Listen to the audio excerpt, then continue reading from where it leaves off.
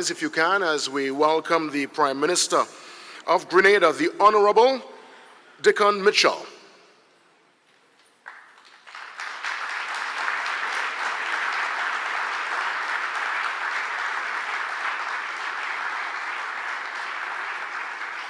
We also welcome this evening the Honorable Philip Davis, Prime Minister of the Commonwealth of the Bahamas.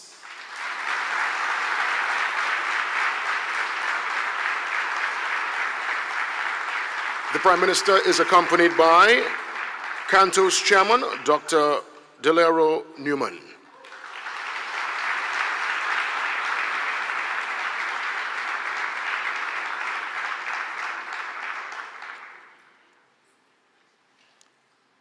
At this moment, ladies and gentlemen, I ask that we remain standing for the national anthem being sung this evening by Tamika Taylor.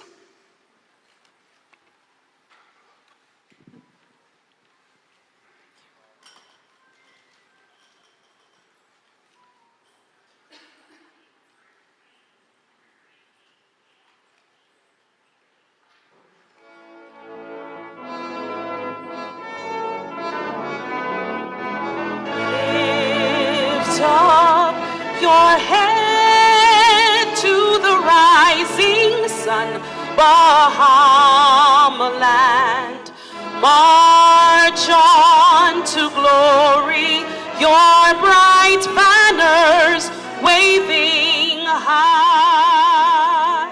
See how the world marks the manner of your bearing, pledge to excel through love and unity, pressing onward, march together to a common loftier goal, steady sunward, though the weather hide the wide and treacherous shore.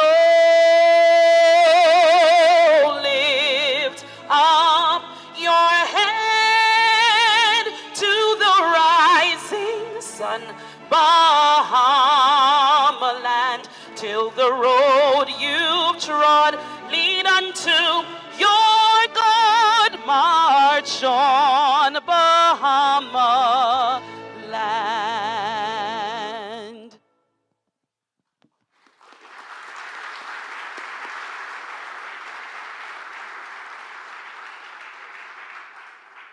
Thank you so much, Tamika. We ask that we remain standing as we embrace a word of prayer, and indeed we call on Mark Reynolds to lead us in that regard. So again, a word of prayer.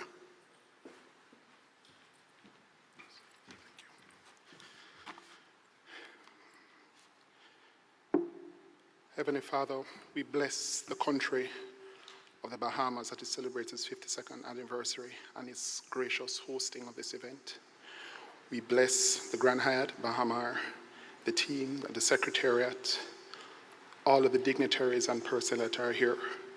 We ask that there be grace, there be gratitude, and there be an air of unity towards a common goal.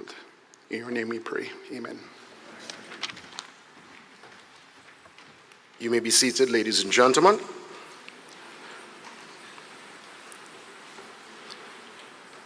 And of course, thank you, Mark and Tamika. Honorable Philip Davis, Prime Minister of the Commonwealth of the Bahamas, the Honorable Dickon Mitchell, Prime Minister of Grenada, Spice Island,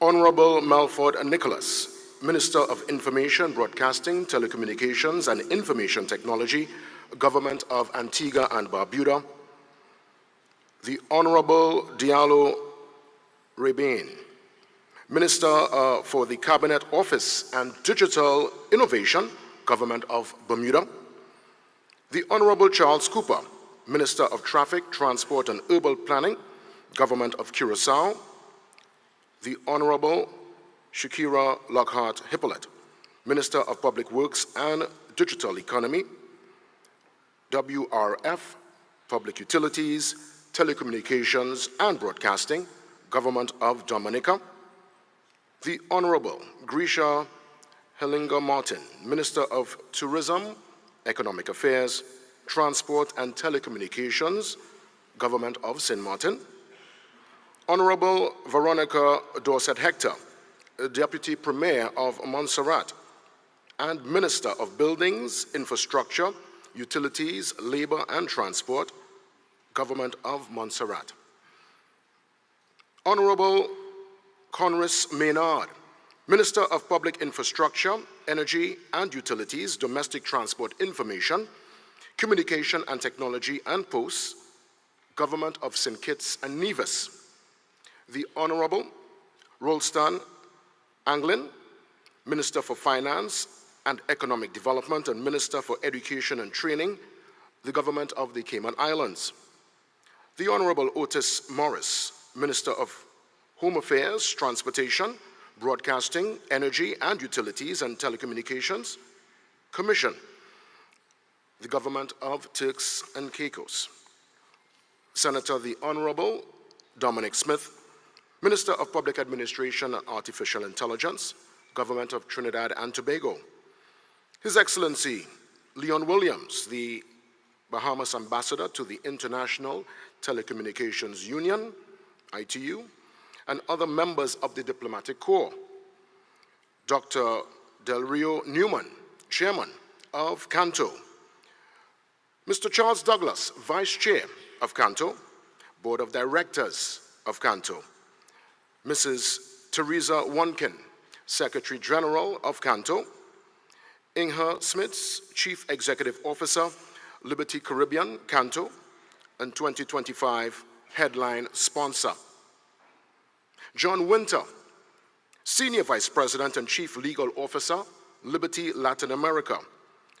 Amir Hussain, Chief Technology and Product Officer and Senior Vice President, Liberty Latin America. Board of Directors of BTC, Samir Bhatti, Chief Executive Officer, BTC. Neda Brown, Senior Director, Government and Regulatory Affairs. Ms. Doreen Bogdan Martin, Secretary General, ITU Switzerland. Mr. Brendan Carr, Chairman FCC. Ms. Kimberly Furnish, Chief of Mission of U.S. Embassy, Nassau, Bahamas. Senior government officials of the Bahamas Tourism, Ministry of Tourism, Investments and Aviation, the Ministry of Foreign Affairs and other government ministries, members of the board and senior executives of Platinum sponsor, Huawei, our gold sponsor, Bankai Group, Cable Bahamas, Alive, Brava, One Communications, Clear Sky Technologies, Digicel and Digicel Business, and bronze sponsor, TSTT B-Mobile. Canto members, specially invited guests, delegates, members of the media. Let me catch my breath here, ladies and gentlemen. Yes. Woo, yes. Whoa. Woo. Canto, if ever there was a protocol list, that is indeed a protocol list. Welcome one and all. It is a treasure and pleasure to be in your company. My name is Jason Williams from the Twin Island, Trinidad and Tobago. And I know that Forte is indeed a milestone, and in that regard, we look forward to the impactful conversations, the policy positions that will be moved because of today's amazing coming together of all the brilliant minds. And of course, I look forward to all the happenings for the next couple of days here in beautiful Bahamas. As we get the ball rolling, let's welcome to bring remarks someone who is indeed very passionate about not only Canto, but advancing our technological capacity here in the region. To bring some remarks, we want to welcome, of course, Teresa Wonkin, Secretary General of Canto, Of course, she is indeed a visionary leader and at the forefront of advancing telecommunications and information and communication technology. With a distinguished career spanning decades, Mrs. Wonkin has been instrumental in shaping policies and initiatives that drive connectivity, digital inclusion, and innovation. Her strategic leadership within Canto has been pivotal in fostering collaboration among member organizations, governments, and key stakeholders. It gives me great pleasure to welcome to the lectern to bring remarks. Let's give a warm welcome to our Secretary General, Teresa Wonkin.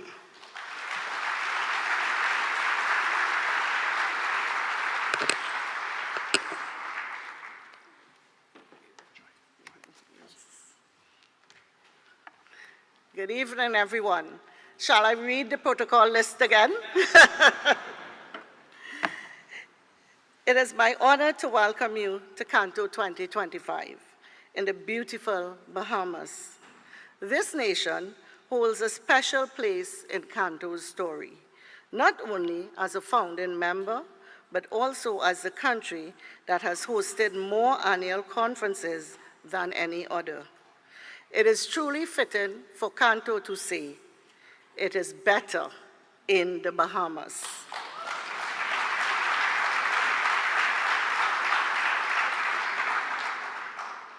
We extend our heartfelt gratitude to the government of the Bahamas and our local partners for their warm hospitality and the generous support in hosting Canto 2025. Their commitment to advancing the ICT in the region amplifies the spirit of collaboration and innovation that defines Canto and this conference. The Bahamas is much more than a host. It is a beacon of ICT leadership and regional integration, and we are proud to return here to celebrate our 40th anniversary. This is more than a conference. It's a homecoming, a celebration of legacy, and a launching pad for the future. If you are part of the connectivity industry, this is the place to be. And let me speak directly to each stakeholder group in this room. Every minister, every regulator, every vendor, and of course, every operator. When you commit to Canto, whether through sponsorship, exhibition, or showing up as an attendee, you are not just attending an event, you're joining a community, the Canto community. You're adding your voice to the region and giving back to the citizens, people, and the businesses we serve.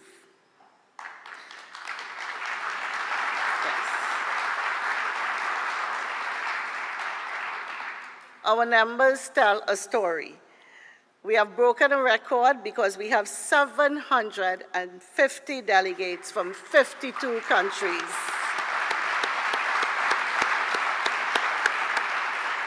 I'm not done. We have 2 prime ministers, 13 ICT ministers, the chairman of the FCC, and the Secretary General of the ITU.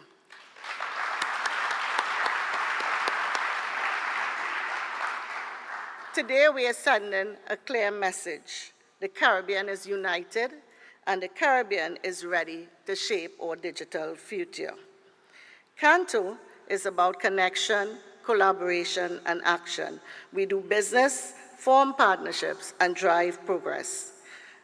At the heart of this event is also our exhibition showcase, and we have over 40 vendors bringing innovation to life through immersive demonstrations and solutions tailored specifically for this region.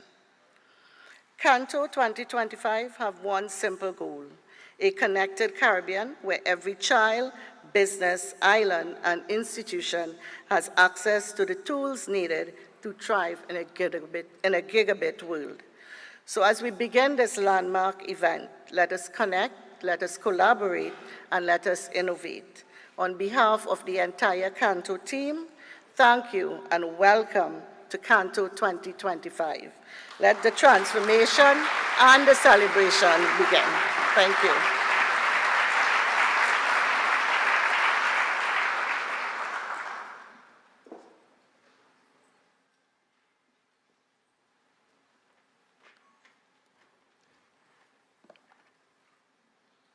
Again, a sincere thanks. Teresa Wonkin, bringing remarks and, of course, setting the tone as we dive into Canto 2025, 40 years of Canto. Before we continue with remarks on the stage, I want to take your attention across to our multimedia screen for a video greeting, address from the Canto Director and CEO of Alive, John Gomez. Enjoy. Good evening, everyone, and welcome. I am John Gomez, CEO of Alive, and it's truly a pleasure to be here, even if it's just on screen, to personally welcome you to the Canto family. This moment is special, not just because you're joining the region's leading network of ICT and telecom professionals, but because you are stepping into a community that's all about connection, collaboration, and progress. As a proud partner in this year's event, Alive is excited to have Canto 2025 hosted right here in Nassau, and even more excited to have you be a part of it. This week is all about forging new relationships, learning from one another, and shaping the future of a unified, sustainable gigabyte society. So tonight, relax, enjoy, and get to know all the amazing people around you. Welcome again, and I look forward to seeing you throughout the conference.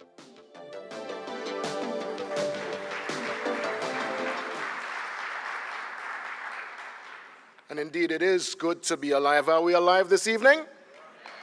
We are. We continue with some remarks on stage, and in that regard, we want to welcome our chairman. And of course, our chairman comes with so much, again, years of service and distinction. Del Rio Newman is currently the Executive Director of International Regulatory and Government Affairs with Atlantic Tele Network International. Before joining ATNI, Del Rio was the Information and Communications ICT Advisor to the government of Antigua and Barbuda. He also was the first telecommunications regulator in Jamaica and has also advised the various English-speaking governments on issues surrounding ICT. Coming to share with us and to set the tone and agenda, let's welcome our chairman, Del Rio Newman.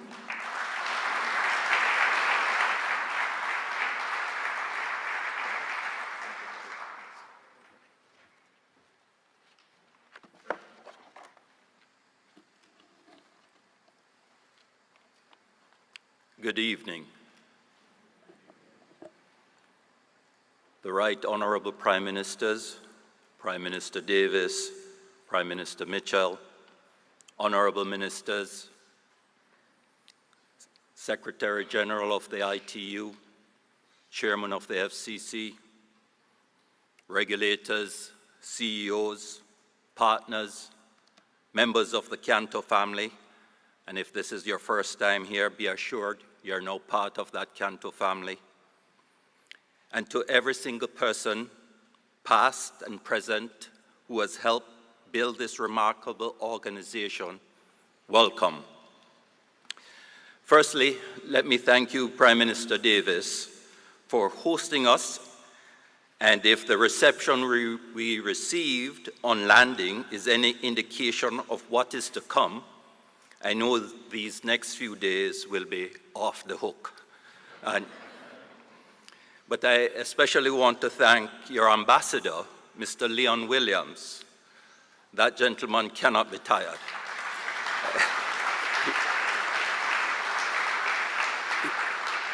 He's the Energizer Bunny himself. And also I'd like to thank your loyal citizens, Mr. John Gomez, and your headline sponsor, Mr. Samir Bhatti.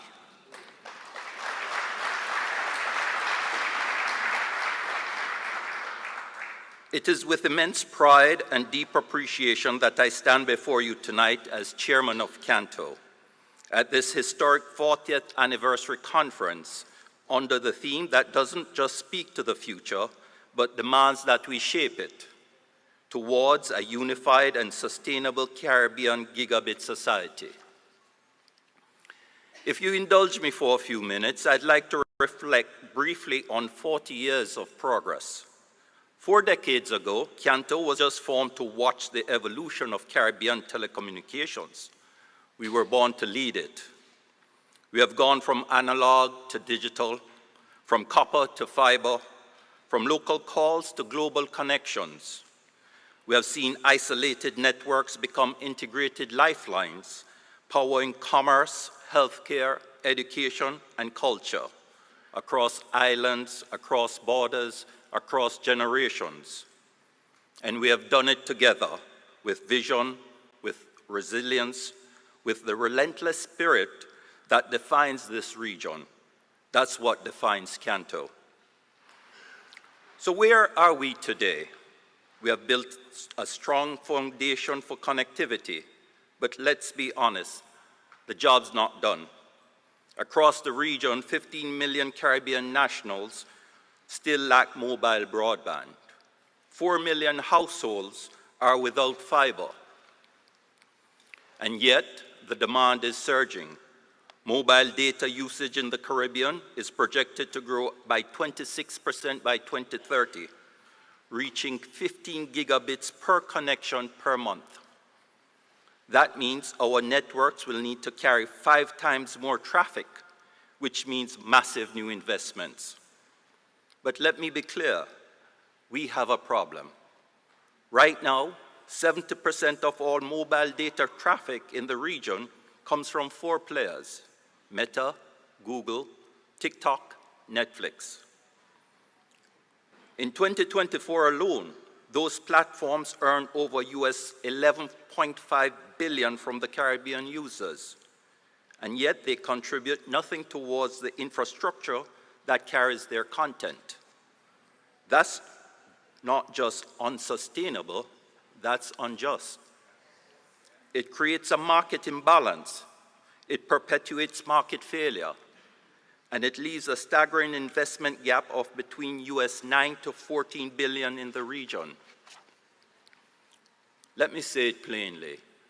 If you profit from the digital economy, you must help power the digital infrastructure.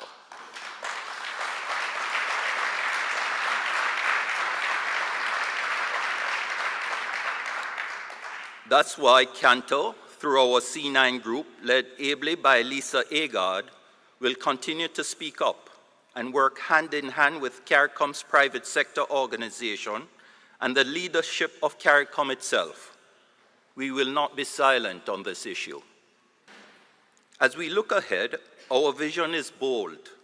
Canto will work with you, ministers, regulators, and partners to, 1, first craft a unified gigabit roadmap with harmonized regulations, coordinated spectrum, and infrastructure sharing.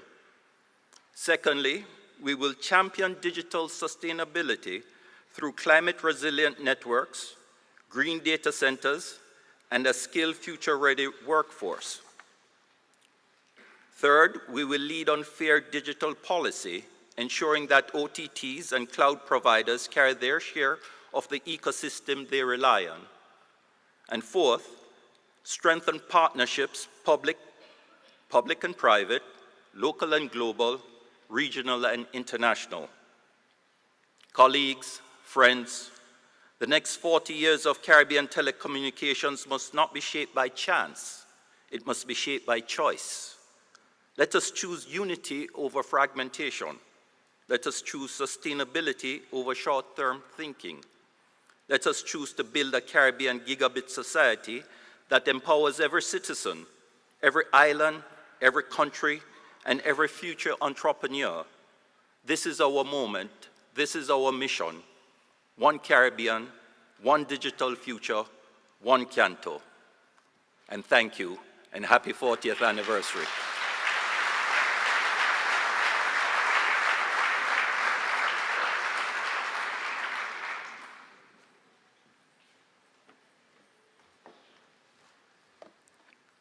Thank you so much for the remarks, Dr. Newman, our chairman. Let me recognize in our presence this evening the Deputy Prime Minister, of the Commonwealth of the Bahamas, the Honorable Chichester Cooper, here with us, indeed. Also members of the Cabinet of the Government, indeed. Thank you for your presence this evening.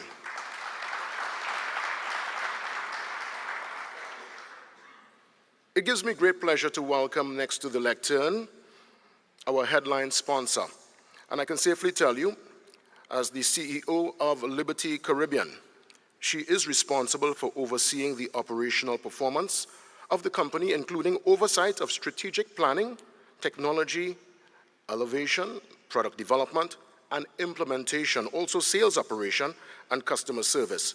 She is also the chairperson of the Liberty Caribbean Charitable Foundation, and I can safely tell you that recently in Brickell, Miami, they had a fantastic summit, great rollout, and of course, coming out of that, they had the gala to raise funds for the foundation. Of course, kudos to Reese and the team for putting on a fantastic show. And I say today, without fear of contradiction, not only is Inga Smits the CEO of Liberty Caribbean, based on that experience, she is also the CEO of Vibes and Good Energy.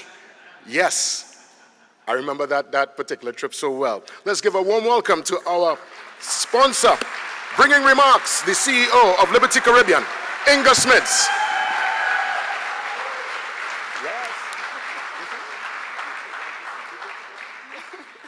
Thank you. I hope there are no videos of that one. Huh? So good evening, everybody. I hope everybody's doing really well. So super happy to be here tonight. Good evening, Honorable Philip Davis, Prime Minister of the Bahamas. Nice to see you again. Prime Ministers and Heads of State, regional ministers of government and distinguished delegates.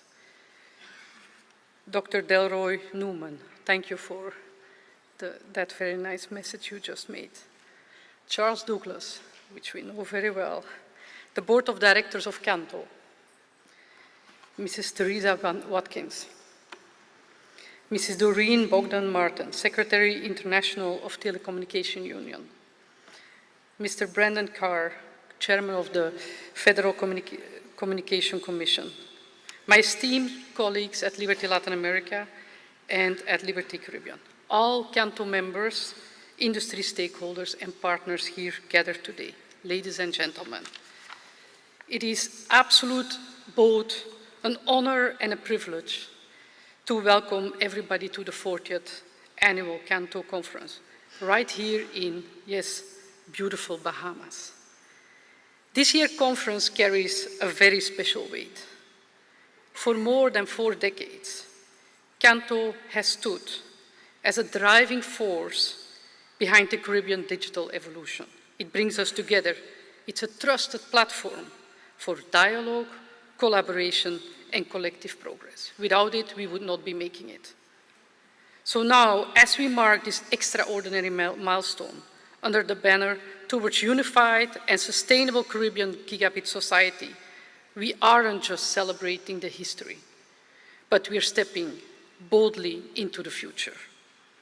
A future where access to high-speed connectivity, I think it was just made in some remarks just before me, it is universal.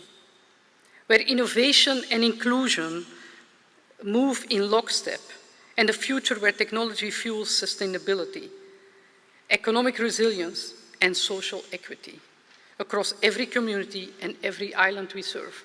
That's also why with Liberty Caribbean, we also drive things like Jump forward. This year's theme strikes at the very heart of what we do at Liberty Caribbean. As one of the region's leading enablers of digital connectivity, we are deeply invested in building the networks, building the systems, the partnerships, that's why we are here also today, that deliver that gigabit-ready Caribbean society. One that is fast, fair, and future-ready. Our recent evolution from cable and wireless communication into Liberty Caribbean reflects that commitment to the region. It's not just words, it is a real commitment. It's not simply a rebrand. It's a reaffirmation of our purpose, of who we are, to connect communities, change lives through bold innovation, and yes, local empowerment, driving progress through really intelligent connectivity. We are incredibly proud to once again serve as headline sponsor for this year's Canto flagship event. Our long-standing relationship with Canto reflects our shared belief in power of collaboration between governments, between regulators, between operators and innovators. We have to move the region forward. We have no choice. Because the truth is this: no one entity can build the real Caribbean space. We cannot do it alone. It takes all of us together, working together, guided by a shared vision and driven by a collective sense of urgency.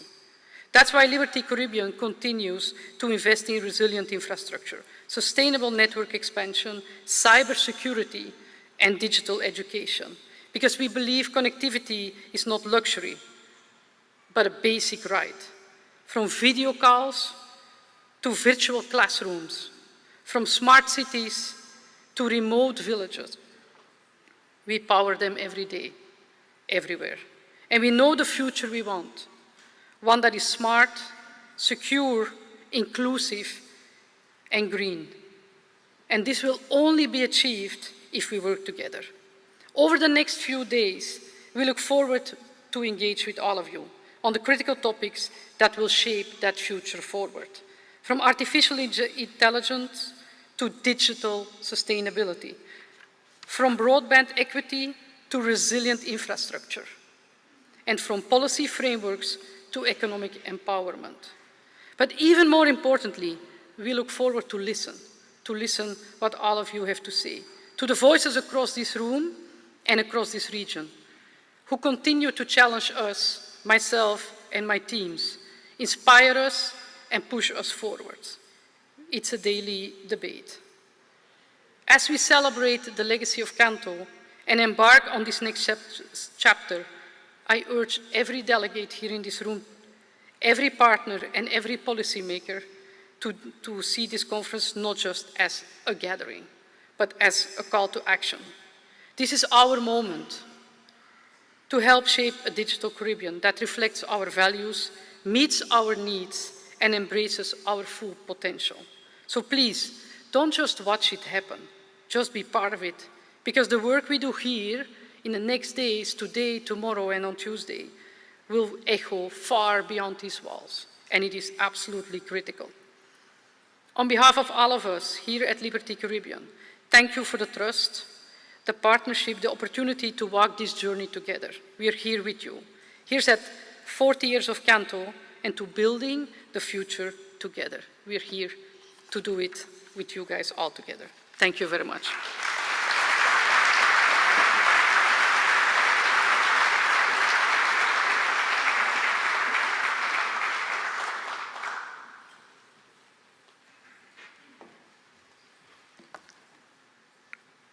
Our headline sponsor, ladies and gentlemen, Inga Smids, CEO of Liberty Caribbean. Thank you so much for your remarks. We continue as we welcome to the lectern the chairman of FCC, that is the Federal Communications Commission, United States of America, and of course, Mr. Carr, who is the chairman. He comes with so many years of experience. Now, he previously served as the Senior Republican Commissioner and as FCC's General Counsel. Nominated by both President Trump and President Biden, Carr has been confirmed unanimously by the Senate 3 times. Again, so many years of experience. The chairman, Mr. Carr, brings nearly 20 years of private and public sector experience in communications and tech policy to his position. Now, when you consider his groundbreaking initiative at the FCC and the fact that they were able to connect so many Americans and veterans with delivering high quality care to low-income Americans and veterans, this is because, of course, he takes a different approach to his role and function. He regularly hits the road to hear directly from community members and learn how changes in federal policies could help improve their lives. Ladies and gentlemen, let's give a warm canto welcome to the chairman of the FCC, Mr. Brandon Carr.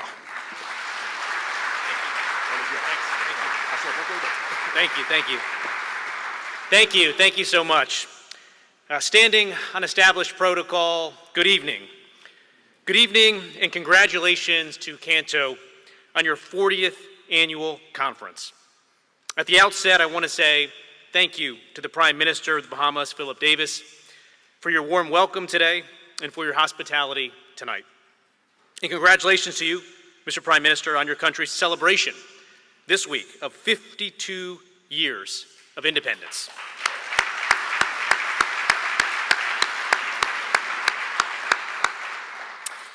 Now, I know what you're thinking with my hairline, or more appropriately, the lack thereof. I too must be north of 50, but I'm not quite there yet.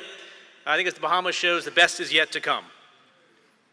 Thank you as well to Canto's chairman, Dr. Del Rio Newman, Canto's Secretary General, Teresa Winkin, and the whole Canto team for organizing this important gathering. Good evening as well to all of tonight's distinguished guests, ministers, fellow regulators, for this important gathering that we're here today for. I'd also like to acknowledge my colleague, Doreen Bogdan-Martin, who's here tonight and doing a great job serving as the Secretary General of the ITU. As you probably know, Doreen is running for a second term as the ITU Secretary General. And I'd be remiss if I did not add here that the United States is very pleased to support Doreen's candidacy for this important role once again.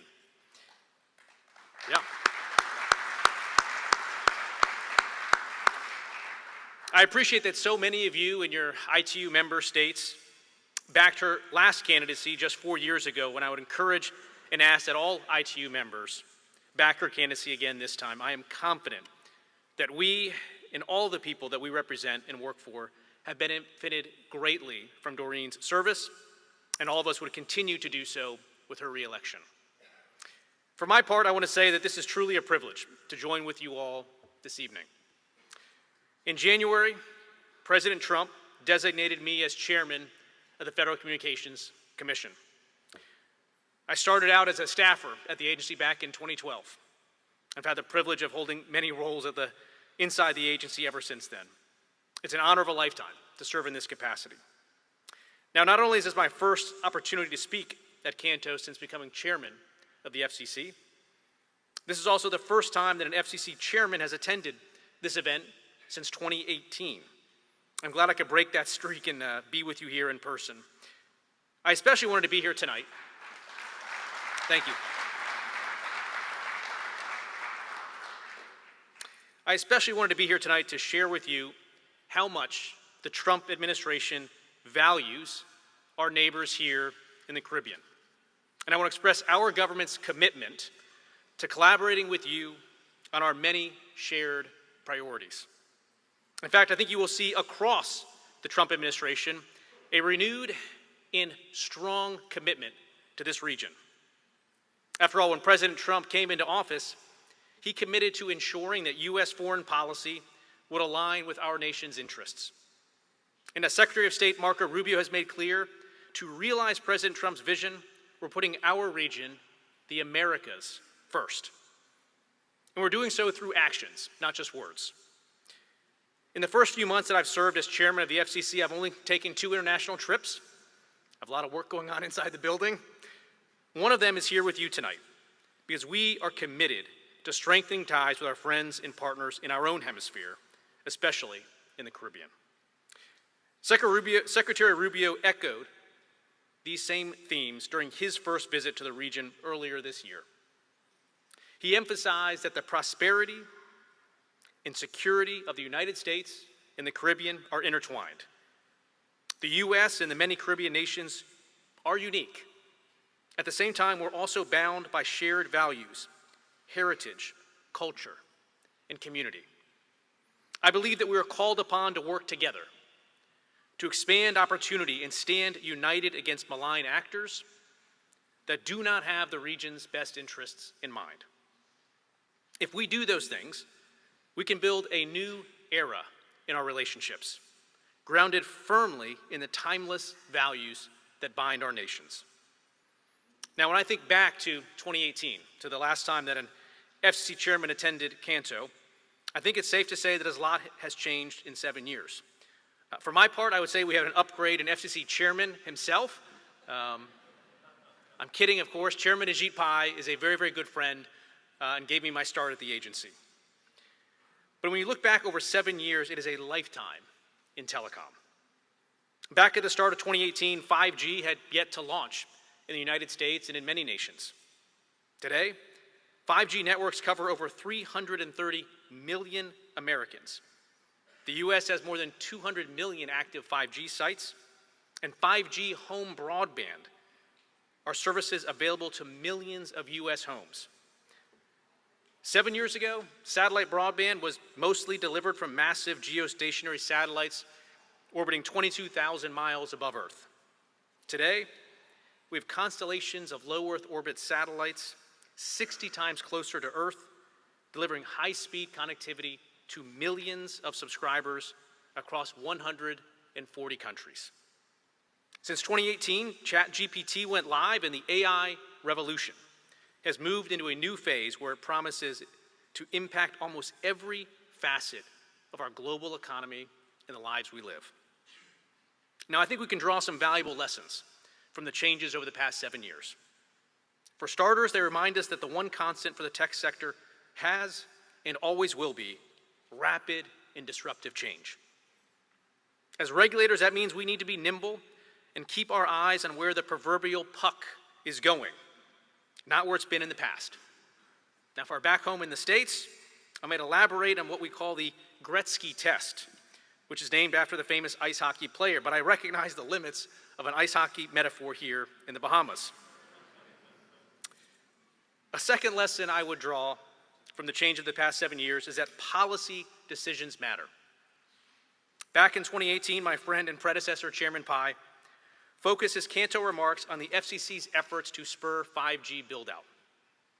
He spoke about the FCC's plans at the time to free up mid-band spectrum and make it easier to deploy tens of thousands of small cells. Fast forward to today, and the Wall Street Journal recently reported that the price of home internet service in the US has fallen over 3% compared to a year ago. The biggest reason for the price drop, in my view, is that 5G fixed wireless has brought meaningful new competition to the home internet marketplace. And this has been enabled by those spectrum and infrastructure policies Chairman Pai laid out at Canto just those 7 years ago. One more lesson I think we can all draw from the changes over the past 7 years is that we are in a once-in-a-generation moment for tech policy. The dynamics created by the combination of AI and ubiquitous, high-speed connectivity may very well be compared to the dawn of the commercial internet itself. And this creates a real moment of opportunity, an opportunity for us to harness the power of technology to improve the lives of the people we all work for. We owe it to the people we serve to think big and act boldly. And this takes me to the agenda we're running at the FCC. A little over a week ago, I gave a speech where I laid out my vision for the FCC and what we should be doing to seize this moment. I call it our Build America agenda. It's focused on delivering on a number of core objectives: unleashing high-speed infrastructure builds, restoring leadership in wireless, boosting the space economy, advancing national security, and strengthening our telecom workforce. Now, one theme that cuts across this agenda is promoting universal connectivity. Obviously, this has long been a unifying theme here at Canto as well. It's echoed in this year's conference theme, towards a unified and sustainable Caribbean gigabit society. We are committed to working with you to making sure that all people we serve have a fair shot at next-generation connectivity. I'd like to briefly highlight, thank you. I'd like to briefly highlight a few specific parts of the Build America agenda where I see a lot of additional common ground with Canto. Across the board, I think we can advance our shared goals by cutting the regulatory red tape that slows down broadband deployment and needlessly raises costs for providers. That's why we're pursuing a comprehensive deregulatory agenda at the FCC to replace heavy-handed rules with smart, simple, and light-touch regulation. We've titled the docket In Re, Delete, Delete, Delete to try to give you an idea of how serious we are about getting rid of regulations. This month, we'll be voting on a proposal to make it easier for broadband builders to access utility poles for hanging new high-speed lines. At the same time, we'll be voting on another proposal to free up capital for new networks by eliminating rules that have forced providers to keep investing in old copper line networks, even when they want to shift that capital over into new high-speed lines. Our Build America agenda also requires the U.S. to make more progress in freeing up spectrum for consumer use. On this front, we're now full steam ahead. Just days ago, thanks to President Trump and our Congress working together, they restored the FCC Spectrum Auction Authority, which had lapsed a couple of years ago. So now we have a robust pipeline of spectrum, and we're moving ahead with that. At the same time, the FCC has launched an effort to ensure spectrum abundance for satellite broadband. Over the next few years, we intend to work closely with our allies and partners in the region on spectrum harmonization for next-generation terrestrial, mobile, and satellite services.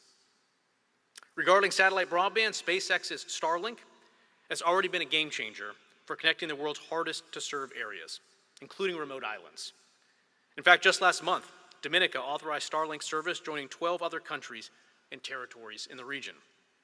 Just 2 weeks ago, Amazon's Project Kuiper successfully launched its second batch of satellites for broadband service. The FCC's goal in all of this is to add rocket fuel to this trend towards new satellite constellations. Indeed, the FCC is speeding up and simplifying our satellite-related processes to make it easier for companies to grow and for new players to get in the game. One additional point bears some emphasis tonight. I've said that network security is a core component of our Build America agenda. I know that this is a concern for you as well, as evidenced by last year's Salt Typhoon attacks, where hackers tied to China breached the infrastructure of a number of major U.S. telecom companies and others around the globe. The world faces a persistent threat from foreign adversaries like the Communist Party of China.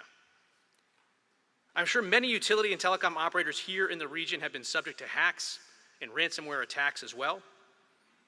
The CCP is constantly exploring for ways to breach our networks. The more that the United States and our regional allies can work together and make security decisions based on shared principles, the safer that our networks will be. After all, today's networks carry some of our government's and our people's most sensitive and personal data. It's therefore incumbent that we work together to ensure that our networks are secure and free from untrustworthy vendors and untrusted network gear. Now, as I close my remarks tonight and look forward to learning from the other speakers, I want to end on this point. As your friend, as your neighbor, the United States government looks forward to working with you to expand opportunity, security, and prosperity to all of the people that we are so honored to serve. Working together with our Caribbean allies, we will make our hemisphere safer, stronger, and more prosperous today and for all future generations. Thank you so much. Thank you.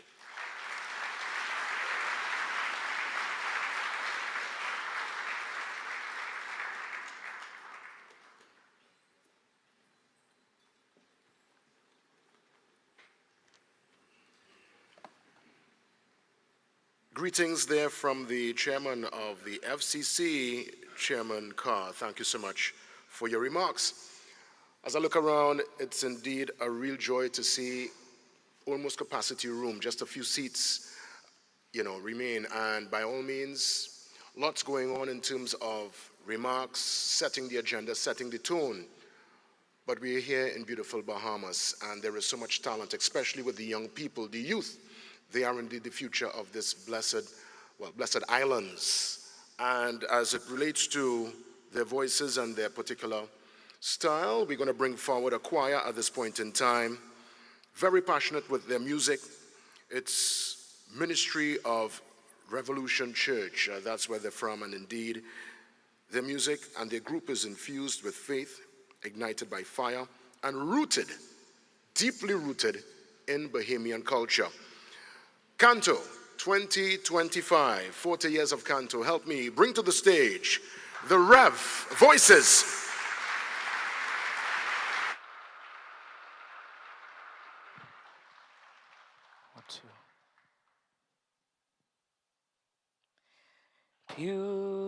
Beautiful Bahamaland neath sunny skies so blue. Firm by your side we take our stand, loyal vows pledging anew. Beautiful Bahamaland, we shall be steadfast and true. Deep our devotion, profound as the ocean, and as strong our love for you.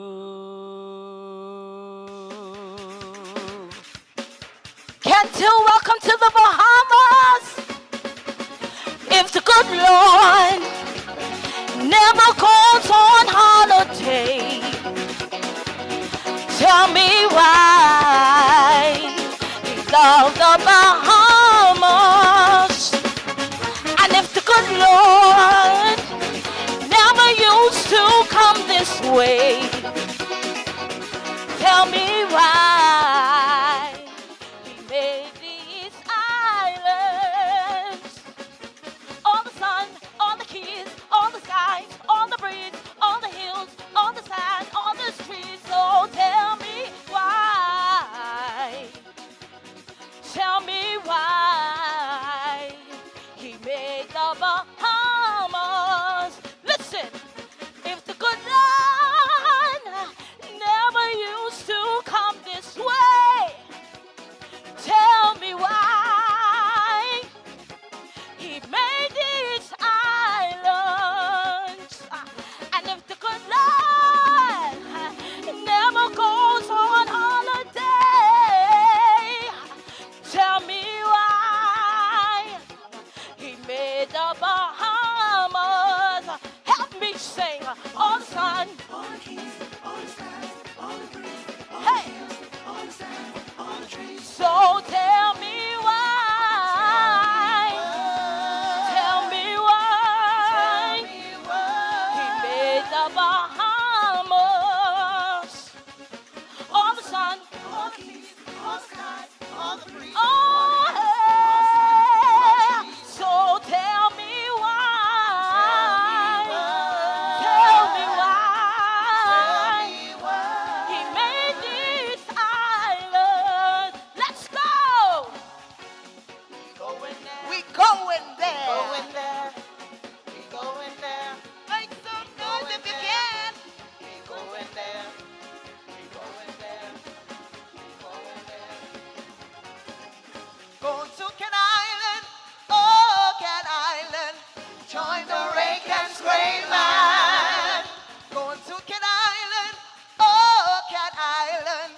Join the rake and scrape man. Going to Can Island. Oh, Can Island. Join the rake and scrape man. Going to Can Island. Oh, Can Island. Join the rake and scrape man.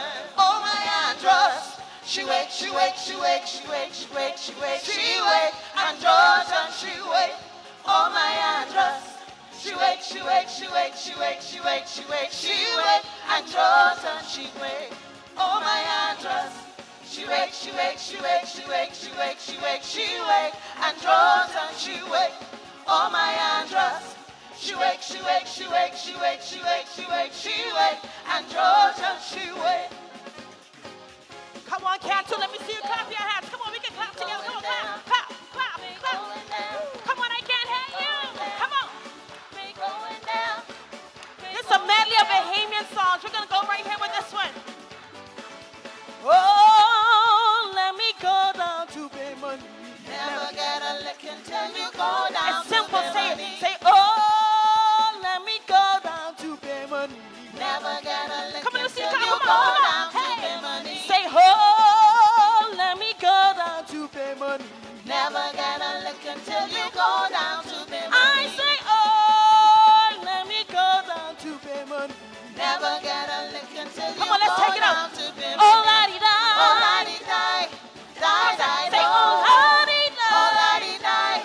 Die, die. Oh, la-di-di. Oh, la-di-di.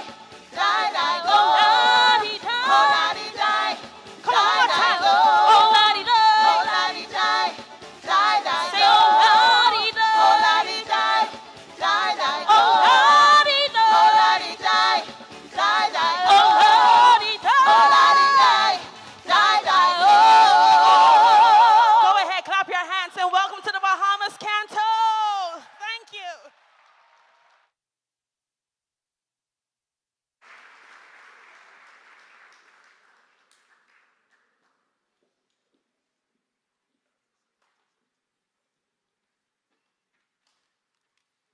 That's right, taking us to praise and worship, the rare voices.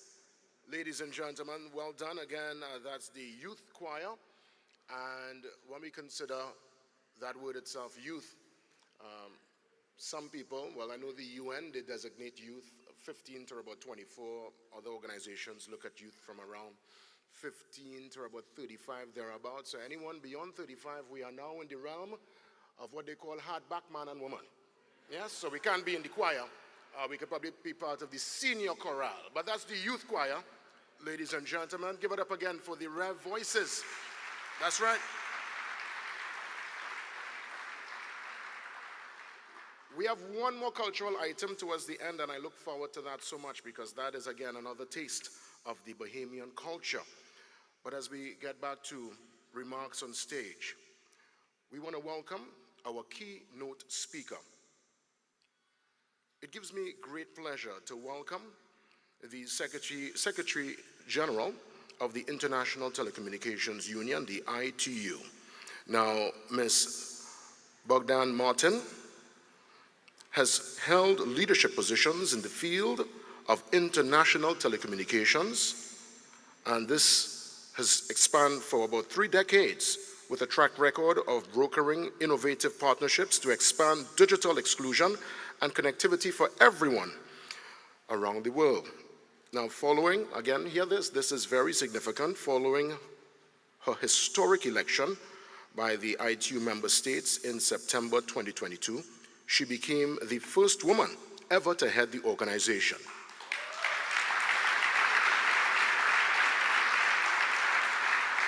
And mind you, this organization was established back in 1865, before any one of us was a thought.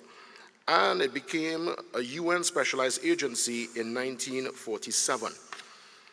Now, as she makes her way to the lectern, I'll let you know that within ITU, she has promoted gender equality and encouraged bringing more women into the workforce, as well as, yes, as well as helping women grow professionally and contributing to networks of women pursuing gender-balanced participation in conferences and policy making. It gives me great pleasure. Let's give a warm canto welcome to our keynote speaker, Mrs. Doreen Bogdan Martin.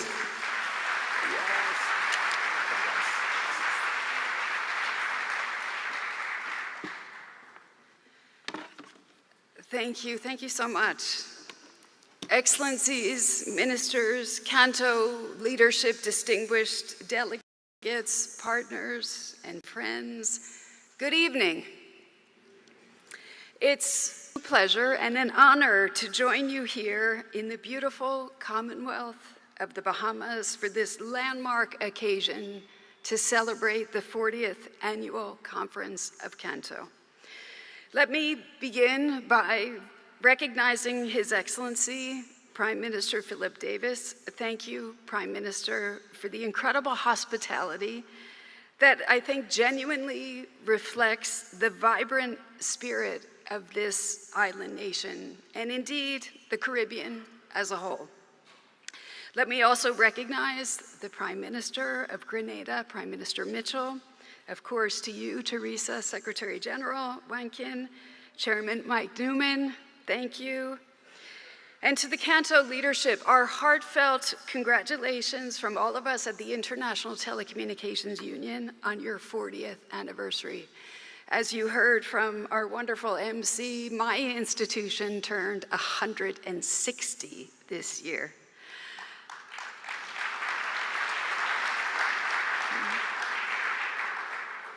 "40 years of Canto leadership, vision, and collaboration. I think that's quite an incredible achievement. You have helped to shape the digital trajectory of this region and inspired action beyond its shores. Your story is one of regional innovation, of resilience, of steadfast commitment to connection, which is something that I think in terms of values we all deeply share. This year's theme, towards a unified and sustainable Caribbean gigabyte society, I think is both ambitious, but it's absolutely essential. It's not just about faster network. It's about building a future where every single person on every island can thrive in the digital age. And I say that with fresh perspective, having just come from two major gatherings that concluded last Friday in Geneva, the AI for Good Global Summit and the WSIS Plus 20 high-level event. The WSIS Plus 20 marked 2 decades of global digital cooperation, reaffirming the importance of a people-centered, inclusive, development-oriented digital future. At AI for Good, we witnessed how emerging technologies like artificial intelligence are transforming everything from education to disaster preparedness. These events made one thing crystal clear. The digital divide is no longer about access. It's actually about meaningful access. It's about economic empowerment. It's about societal resilience, and it's about human progress. The Caribbean, with its unique geography and climate vulnerabilities, is a global leader when it comes to innovation, when it comes to adaptation.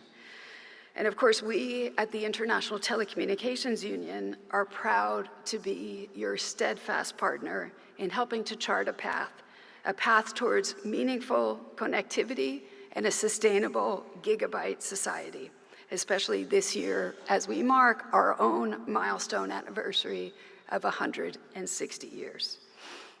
I wanted to share just a couple of highlights on things that we're doing together. I'd start first with reinforcing digital foundations through innovative financing as well as policy and regulatory modernization. ITU has partnered with several Caribbean governments to develop digital transformation strategies that can help foster growth of the blue economy. Our collaboration with UN partners like UNDP, UN Women, is helping thousands of women and youth-led businesses to tap into the power and potential of digital innovation. We've also provided technical expertise and policy support in the advancement of the regional ICT regulatory authority, an entity that we see can actually help to foster a competitive digital market and stimulate new investment.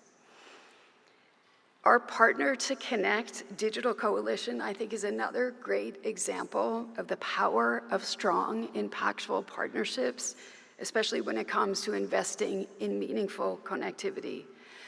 Last week, we topped over 1,000 pledges and commitments worth an estimated financial value of $76 billion in commitments.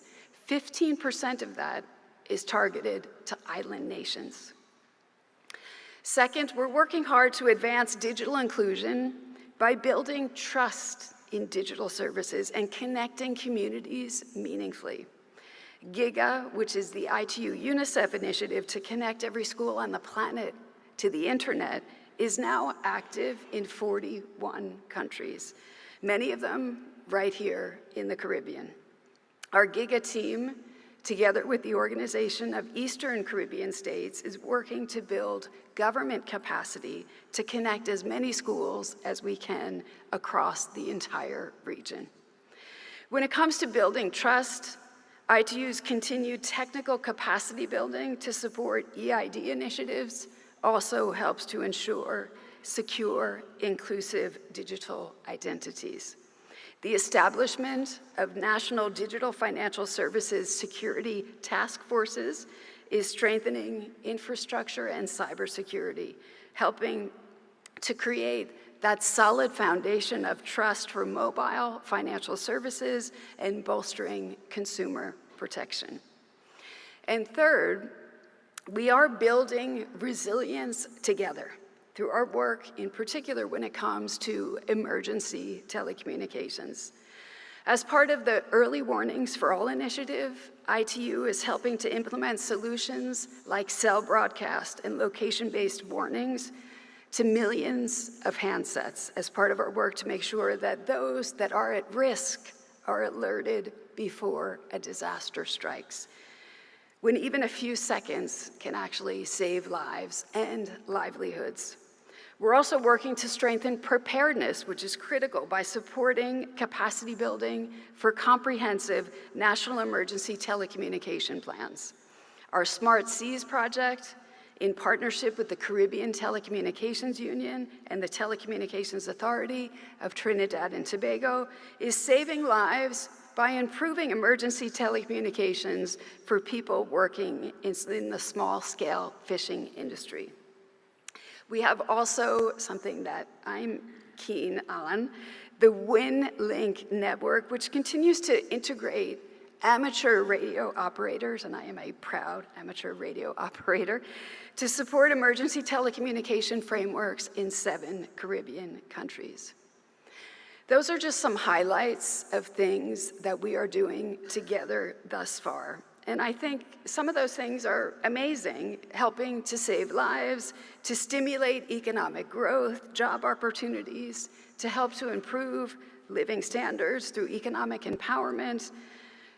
But I'm confident we can do much, much more.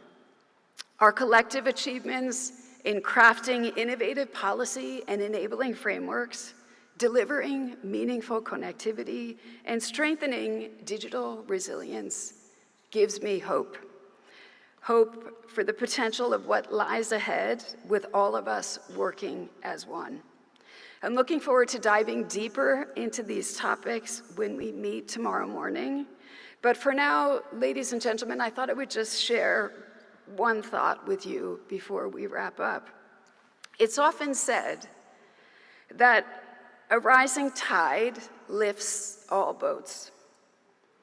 As the digital tide continues to rise across the Caribbean, let's make sure that it lifts every island nation, every community, and every life to new heights of opportunity and prosperity.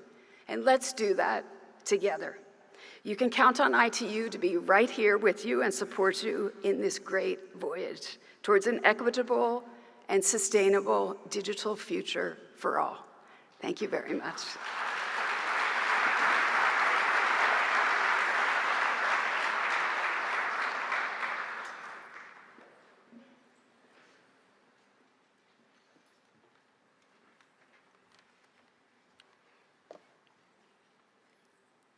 Again, a sincere thanks to our keynote speaker, Mrs. Doreen Bogdan-Martin, the Secretary General of the ITU. Of course, certainly we continue, and we will transition immediately into our featured speaker. And to welcome our featured speaker, the Prime Minister of the Commonwealth of the Bahamas, we welcome his colleague, Wade Watson, Parliamentary Secretary and Minister of Economic Affairs. Now, the Honorable Mr. Watson is a dedicated public servant and a member of the Bahamian Parliament, representing the constituency of Baines and Grantstown in Nassau. He has a passion for technology and innovation and a commitment for improving the lives and living conditions of his constituents. He played a pivotal role in leading the implementation of several notable national ICT projects, including, but not limited to, Bahamas e-passport system, modernization of the road traffic department, electronic monitoring system, implementation of national health insurance information systems, and numerous other innovative governmental solutions. Let's give a warm counter welcome to the Honorable Wade Watson.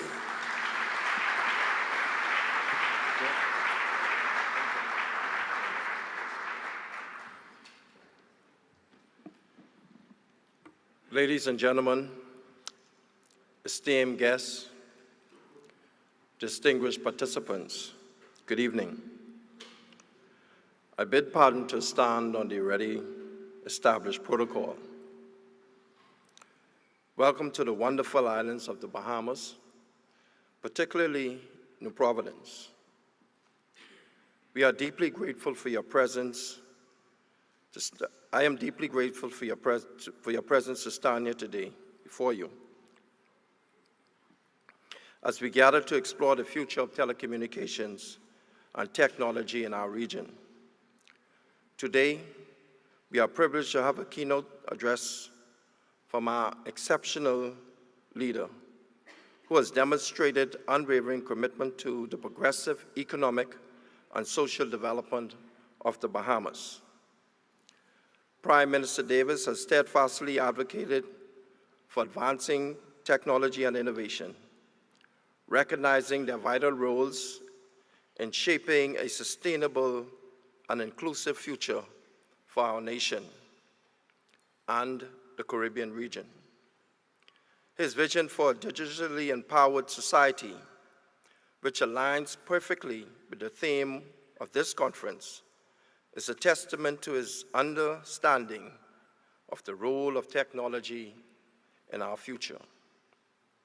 Under his leadership, the Bahamas has made significant strides in embracing digital transformation, enhancing connectivity, and fostering an environment conducive to growth and investment in the tech sector. His dedication to improving the lives of Bahamians through technology, a commitment that is both admirable and inspiring, is a key aspect of his leadership. In this current term in office, he's been instrumental in approving and demonstrating his advocacy for information and communications technologies and innovation by approving critical projects that would advance and catapult the Bahamas as a gigabit technology eco-friendly country. He has approved the revamping, rebranding, and revolutionizing of the government's website. He has sanctioned a major revolutionary human resources, payroll, and financial management system, the Oracle Fusion project, aimed at improving efficiency within the government.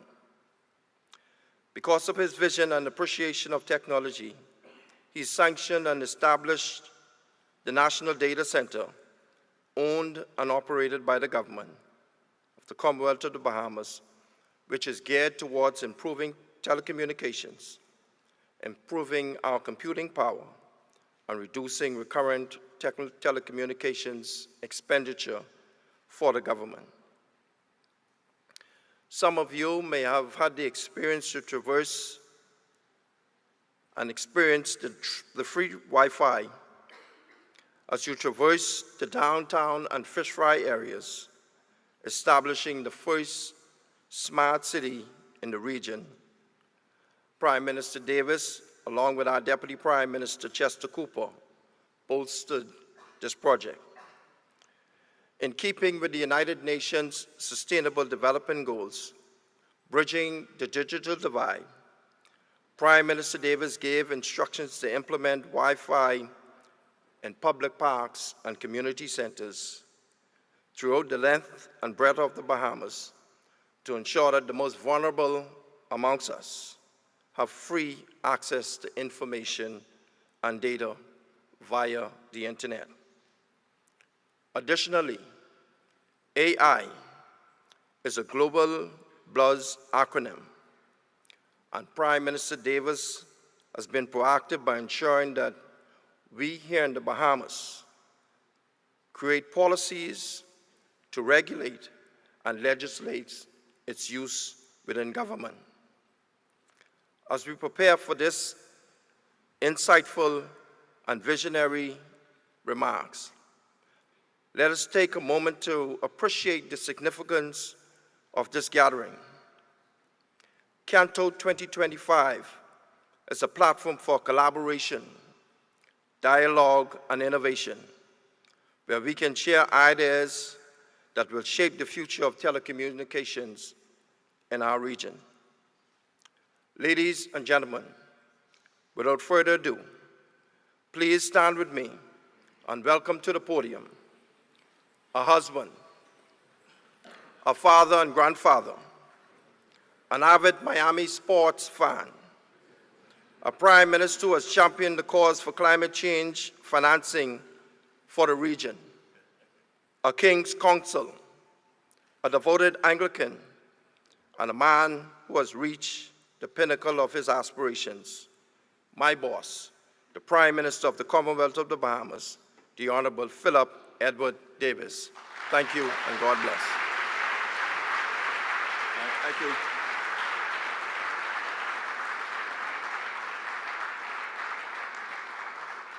Thank you very much. Thank you very much. Please be seated. Wow. That introduction, all I would say is that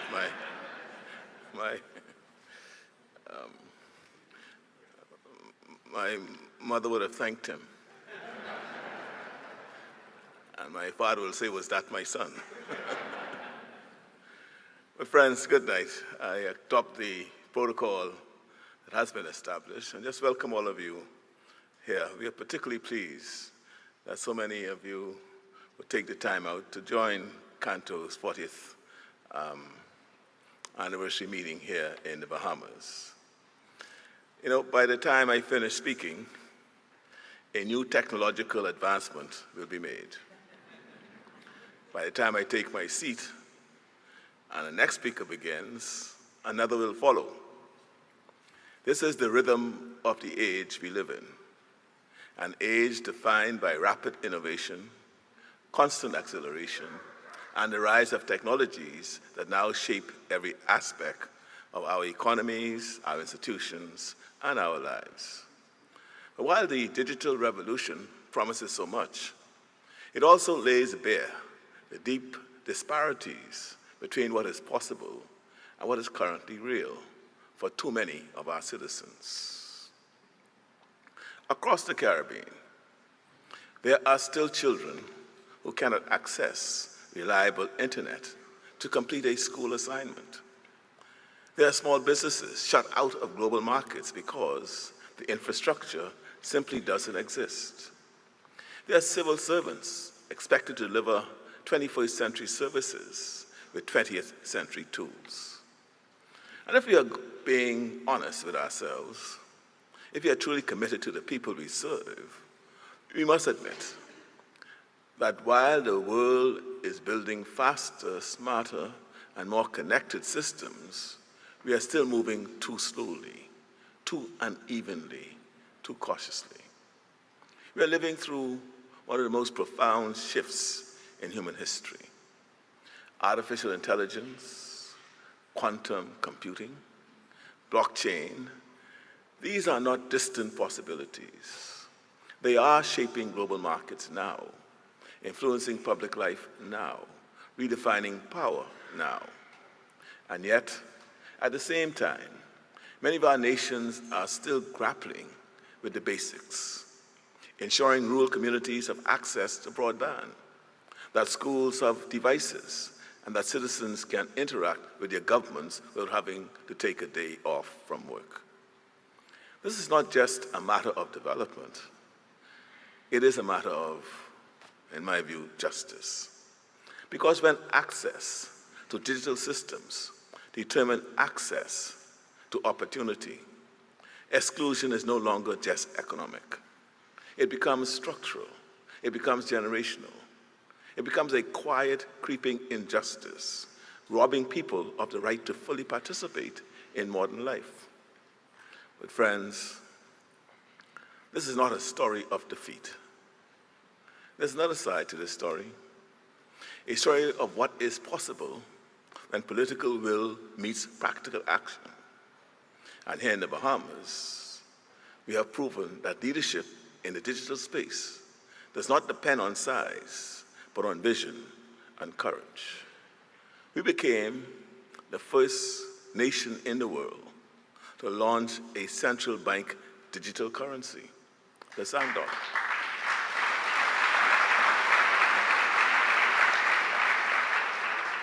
Not as a symbolic gesture, but as a practical solution to a real problem. How do we ensure that people across a scattered archipelago of 700 islands can access safe, efficient, and modern financial services? We followed that bold move with the passage of the DARE Act, one of the world's earliest and clearest attempts to regulate the digital asset space responsibly. In doing so, we rejected the view that small states must wait on global consensus before acting. We proved that we can lead on our own terms for our own people. This is what effective digital policy looks like. Action rooted in equity, grounded in law, and aimed at building real opportunity. But isolated success is not enough. Because if some countries lead while others lag, we do not become a region of progress. We become a region divided. And in a world as interconnected as ours, no nation can afford to advance alone. We are therefore called not just to lead individually, but to act collectively, to build systems that are interoperable, secure, and inclusive, to invest not only in platforms, but in people, in the teachers who will train the coders, in the regulators who will govern the platforms, and in the young people whose ideas will power the next wave of innovation. And we must also be clear-eyed about the dangers. We must also be clear this is not simply about platforms or data storage. It is about security, sovereignty, and stability. Cybercrime is not a future threat. It is a present one. Misinformation, data exploitation, and digital surveillance are eroding trust and weakening democratic institutions. Our electoral systems are vulnerable. Our public database are exposed. Our citizens are being targeted not with bombs or bullets, but with falsehoods, with manipulation, with breaches of privacy that go unseen but cut deep. This is the nature of modern conflict, quiet, digital, and relentless. And if we do not build the legal, institutional, and technical frameworks to confront these threats now, we will lose control of the very systems we depend on to function as sovereign nations. Digital colonization is not just about who owns the infrastructure. It is about who decides what is true, who has access to power, who profits from our participation, and who shapes the rules of this century's economy. And if we do not secure our digital future, someone else will do it for us. So the question before us is not whether the world is changing, it is whether we are willing to change with it, and whether we are prepared to do so with the urgency, the seriousness, and moral clarity this moment demands. We must not act simply because the technology exists, but because justice requires it, because no child should be left behind due to a lack of signal. No business should be locked out of opportunity because of where it is located. And no country, no matter how small, should be told that it cannot shape its own digital destiny. This is the time for resolve, for responsibility, and above all, for leadership rooted in service to the people we are elected to serve. We can choose to be a region that is ahead, or we continue year after year to fall behind. There's no middle ground. The pace of global change is too fast. The stakes are too high. The costs of inaction are no longer theoretical. They are visible, measurable, and already being borne by the most vulnerable in our societies. To be ahead means investing seriously in our digital infrastructure, in training teachers, not just to teach literacy and numeracy, but to prepare students for the economies of tomorrow. To be ahead means ensuring our young people have access not just to devices, but to the education, mentorship, and capital needed to become creators, not just consumers, in the digital world. To be ahead means building regional resilience, not as a talking point, but as a common framework for cybersecurity, data protection, and cloud infrastructure that secures our sovereignty in a world where power is shifting from the physical to the digital. But to be ahead also means having the courage to confront the uncomfortable. Why are some of our best minds still forced to leave the region to find opportunity? Why are Caribbean innovators still struggling to access funding when the world is awash in capital for digital transformation? Why do we spend more time adopting external platforms than building our own? If we want to lead, we cannot simply copy models from abroad. We must build systems that reflect our values, our realities, and our aspirations.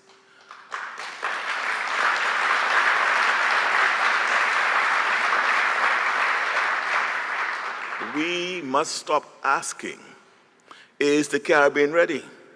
And instead ask, what is required of us to lead? Because readiness is not a matter of capacity, it is a matter of will. There are small nations around the world with fewer resources than ours that have chosen to be laboratories for innovation because they understood that leadership is not about size, it's about seriousness. We can be among them. We must be among them. The alternative, drifting further into digital dependence, watching our economic margins erode, our young talent disengage, our public services falter, is not just unacceptable, it is and will be unavoidable. But only if we act now and act together. Let this not be another moment where we admire the challenge but shrink from the responsibility. Let this be the moment we say that Caribbean will lead, not by default, but by design. Not because we had more, but because we choose to do more with what we had. Friends, there was a time in our history when foreign powers came to our shores, claimed our resources, dictated our rules, and extracted our wealth, all without consent and often without resistance. We called it colonization. We were taught after independence that such times had passed, that sovereignty had been won, that we would now govern ourselves, build for ourselves, and protect the interests of our people. What if I told you that a new form of colonization is quietly underway? One without gunboats, without governors, but no less powerful, no less dangerous. Digital colonization.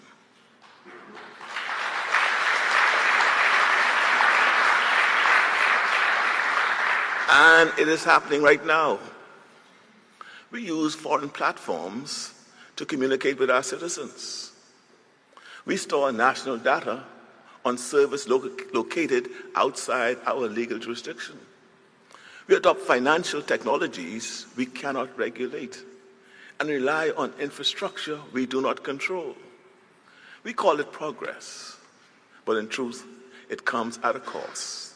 The slow erosion of our authority, our self-determination, our agency.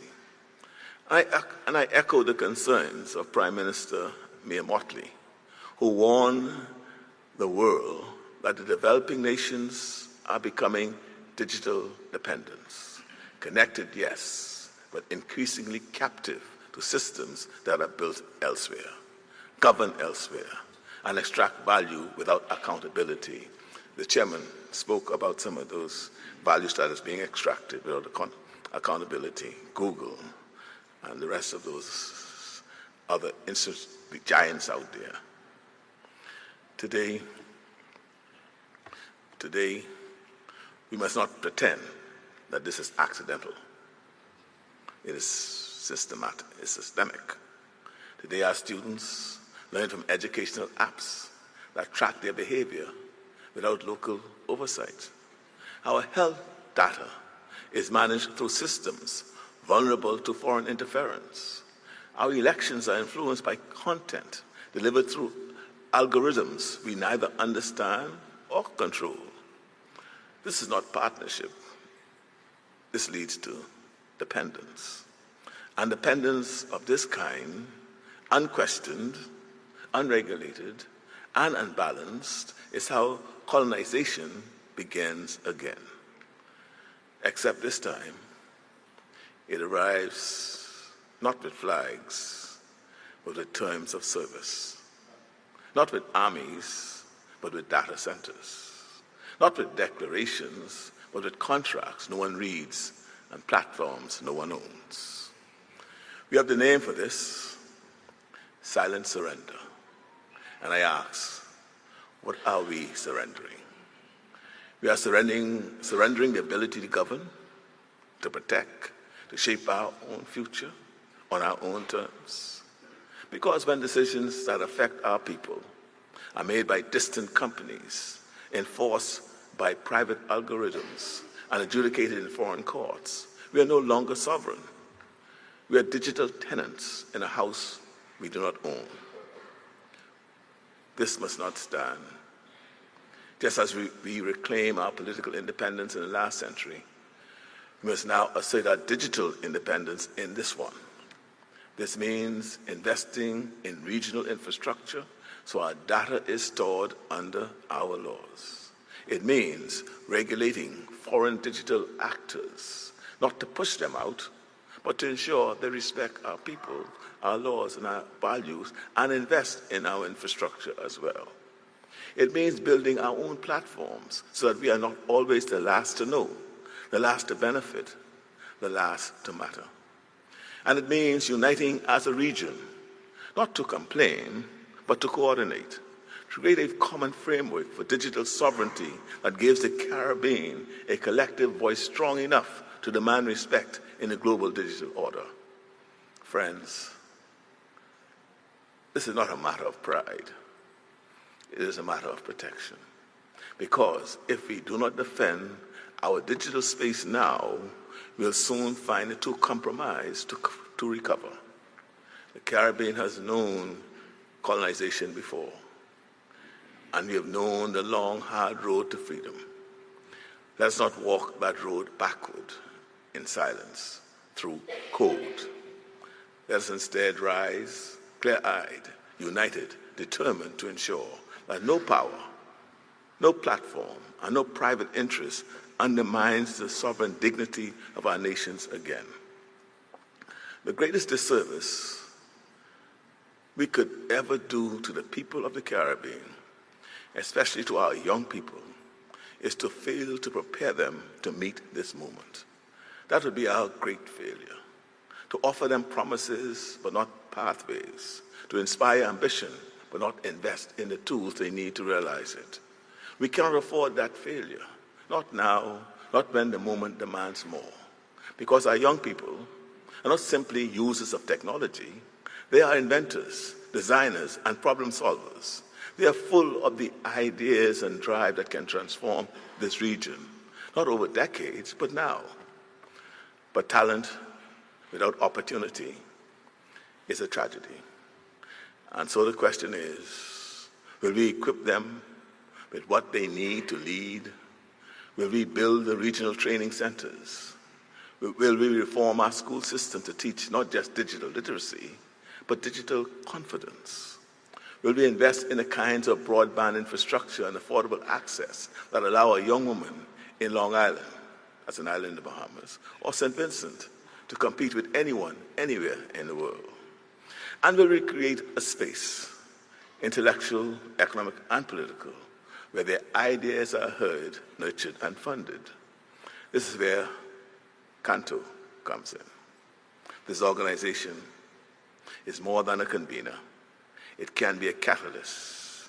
Canto has the capacity to build the bridges between governments and industry, between education and innovation, between today's challenges and tomorrow's opportunities.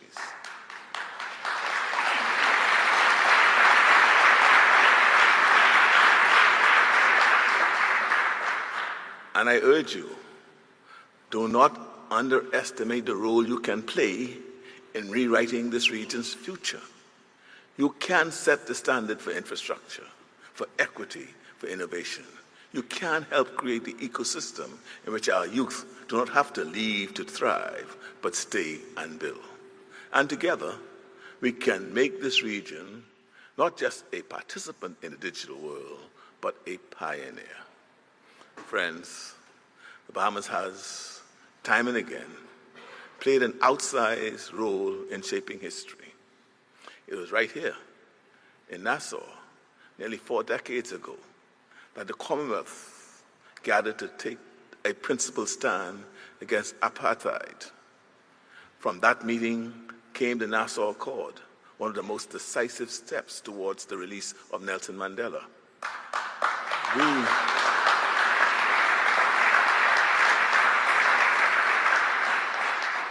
We were a small nation hosting a global gathering, but we showed what can happen when conviction meets courage, when leaders come together, not just to talk, but to act. So let us not underestimate what is possible when thinkers, builders, and believers gather with a shared sense of purpose. Today, we face a new struggle, not one of political imprisonment, but of digital captivity. The question before us is whether we will own our future or simply rent space in someone else. This is why I invite you to support Stephen Bureau as the Caribbean's candidate for Deputy Secretary General of the International Telecommunication Union.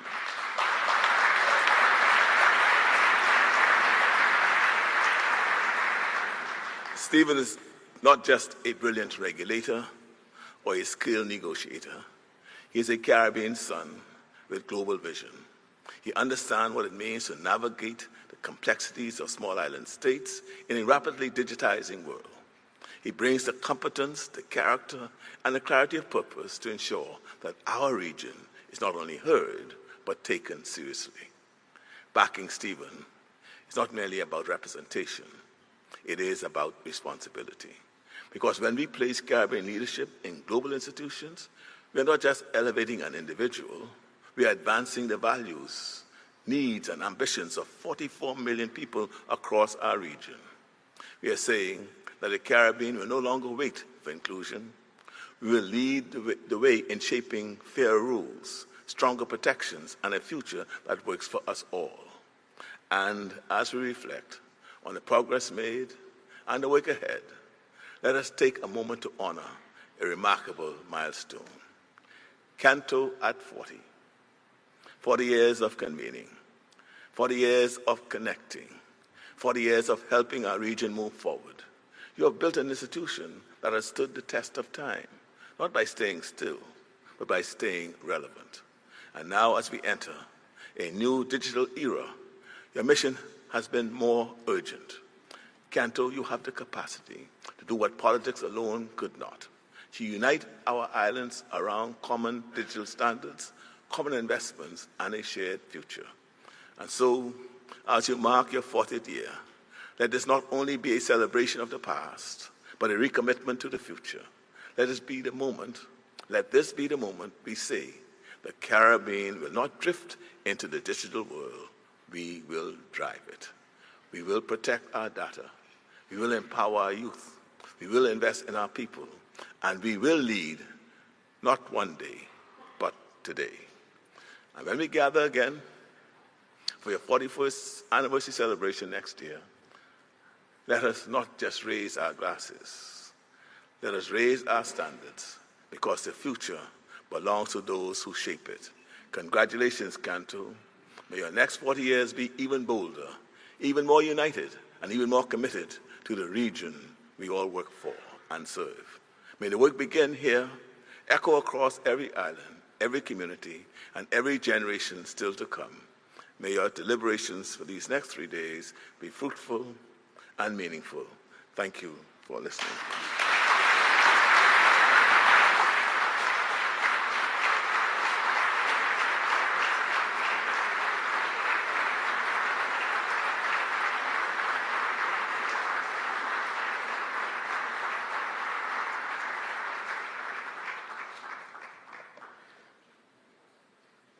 Again, our featured speaker, ladies and gentlemen, the Prime Minister of the Commonwealth of the Bahamas, the Honorable Philip Edward Brave Davis. Yes. Prime Minister, thank you for the candor, thank you for your leadership, thank you for your hospitality. Indeed. We are more or less to the end of the formalities. Certainly, we cannot leave without giving thanks. And in that regard, I want to welcome from the Canto team, one of their directors, Disha Clifford, to move the vote of thanks.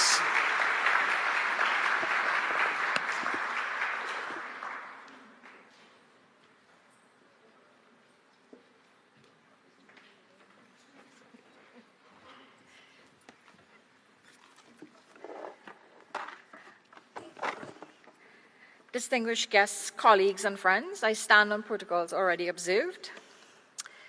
As we bring this evening's program to a close, it is my honor on behalf of the Canto Board of Directors and Secretariat to extend our deepest thanks to all those who have contributed to the success of Canto's 40th Annual Conference and Trade Exhibition. My list is a lengthy one, but I'm sure you'll bear with me, because expressing gratitude, after all, goes far beyond protocol. It is a reflection of the value of the relationships and the partnerships that we rely on. I would like to begin by acknowledging our featured speaker, Prime Minister, the Honorable Philip Davis of the Commonwealth of the Bahamas.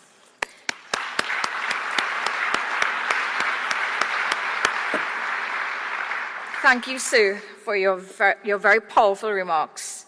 They were very pertinent as well. We are very grateful for your leadership and commitment to regional development and connectivity, and of course for your kindness in hosting us here in your beautiful country, as my chairman has said. To our keynote speakers, Mr. Brendan Carr, Chairman of the FCC, and Ms. Doreen Bogdan-Martin, Secretary General of the ITU, thank you for lending us your time and your perspectives. Your insights remind us of the power of thoughtful regulation and the value of cross-border collaboration.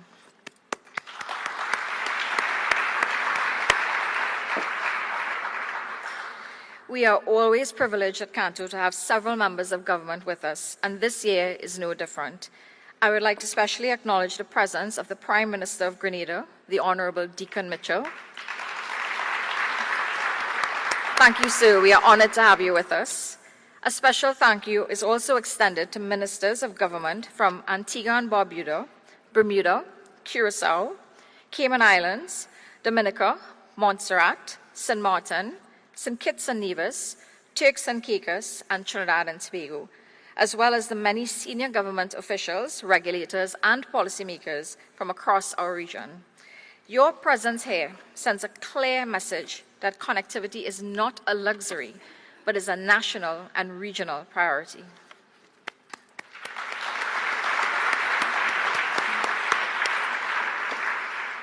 To our speakers and panelists, too numerous to name individually, unfortunately, thank you for bringing your expertise and experience and ideas to the table. Your insights will no doubt inspire robust discussions and, we hope, decisive action. To our exhibitors, through your booths, your demos, and your enthusiastic engagement over the next few days, you will give us a glimpse of what's next, not just in terms of technology, but in terms of partnerships and possibilities. You make innovation tangible, and we thank you for sharing your solutions and your time with us. To the choir who graced our stage tonight, thank you for that powerful display of rhythm and movement and identity. You reminded us that connectivity is not just about spectrum and fiber and frequencies. It's also about culture and community and keeping our stories alive. And to our Master of Ceremonies, Jason J.W. Williams, my fellow Trini, and a true professional, your presence brings both structure and spirit to the program, and we're really glad to have you with us, not just tonight, but throughout the rest of the conference.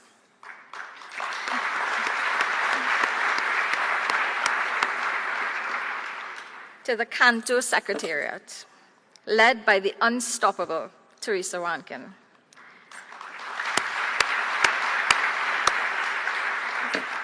There is really no playbook for what this small team pulls off every year. The logistics, the last-minute pivots, the grace under pressure.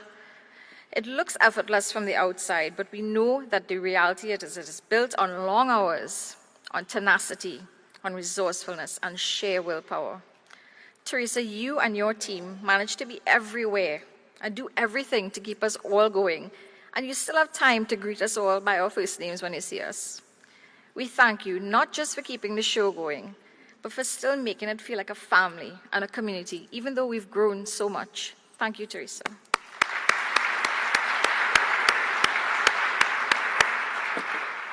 To our sponsors, I extend Canto's gratitude and appreciation. Liberty Caribbean, our headline sponsor, thank you. Platinum sponsor, Hawaii.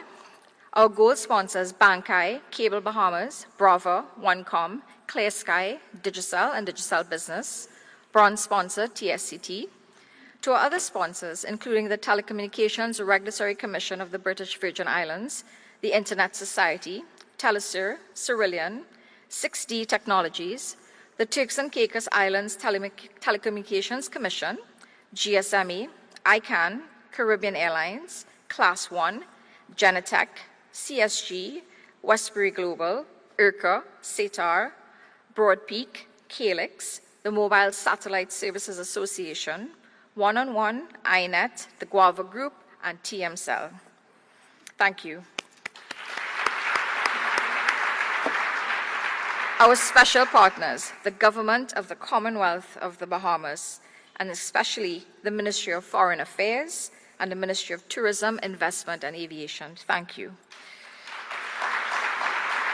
The I3 Forum, Sinerva, PETA, the Pacific Islands Telecoms Association, and finally, ECOMLAC.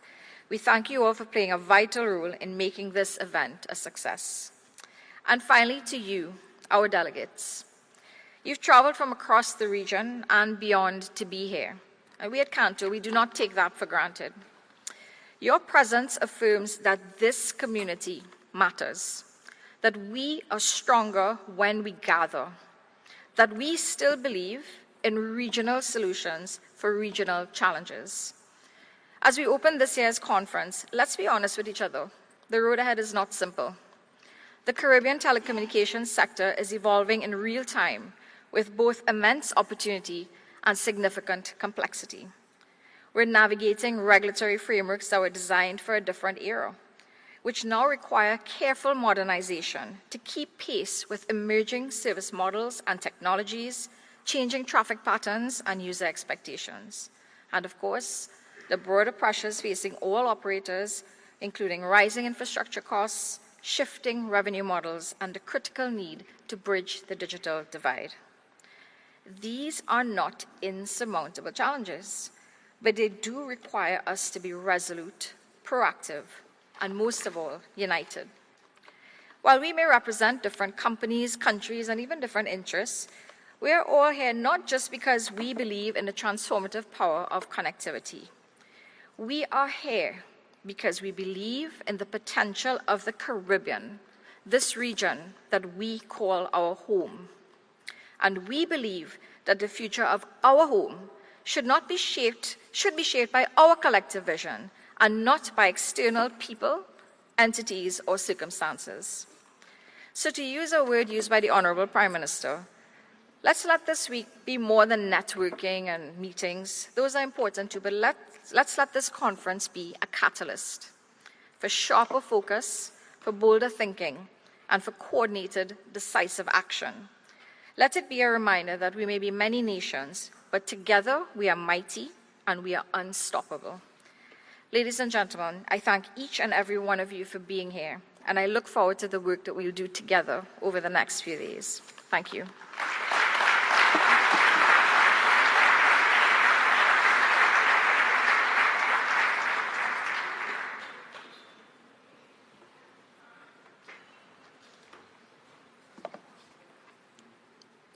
Director Disha Clifford, thank you so much for your amazing and profound words as we again just give thanks. Just take a moment, ladies and gentlemen, look around the room, look at the person next to you and understand that we are in a room with some of the best and brightest of the region, innovators, people who are going to shift and move policies so that it can impact the millions across the length and breadth of this beautiful space in the world we call the Caribbean.